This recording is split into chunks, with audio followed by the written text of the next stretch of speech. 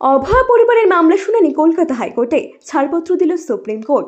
আরজি কর মেডিকেল কলেজে চিকিৎসকের ধর্ষণ ও খুন মামলায় নতুন মোড়। নির্যাতিত অভয়া পরিবারের আবেদনে সাড়া দিয়ে এবার কলকাতা হাইকোর্টে হবে মামলার শুনানি। সোমবার সুপ্রিম কোর্টের প্রধান বিচারপতি বেঞ্চ জানিয়ে দিল, এই মামলা শুনানি কলকাতা হাইকোর্টের বিচারপতি তীর্থঙ্কর ঘোষের বেঞ্চে হতে পারে। অভয়ার মা বাবার যুক্তি, দিল্লি বারবার যাতায়াত করা তাদের পক্ষে কঠিন, তাই মামলাটি রাজ্যে স্থানান্তরিত করার আর্জি জানান তারা।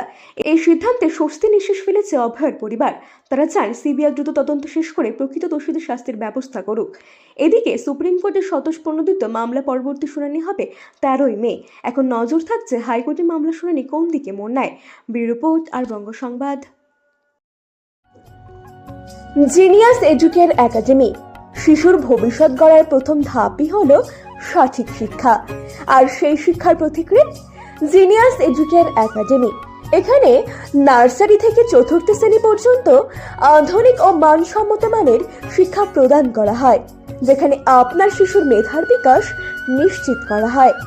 অভিজ্ঞ ও যত্নশীল শিক্ষকদের মাধ্যমে আমরা নিশ্চিত করছি সেরা পাঠদান।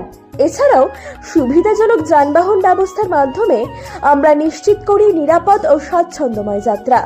পড়াশোনার পাশাপাশি রয়েছে খেলাধুলো ও সহশিক্ষা কার্যক্রম, যা শিশুর সার্বিক, মানসিক ও শারীরিক বিকাশে সাহায্য করে। আপনার সন্তানের উজ্জ্বল ভবিষ্যতের জন্য আজই ভর্তি করুন জিনিয়াস এডুকেয়ার একাডেমিতে। যোগাযোগ করুন 919563630109 এই নম্বরে। আমাদের ঠিকানা ঘুঘুডাঙ্গা, রায়গঞ্জ, উত্তর দিনাজপুর।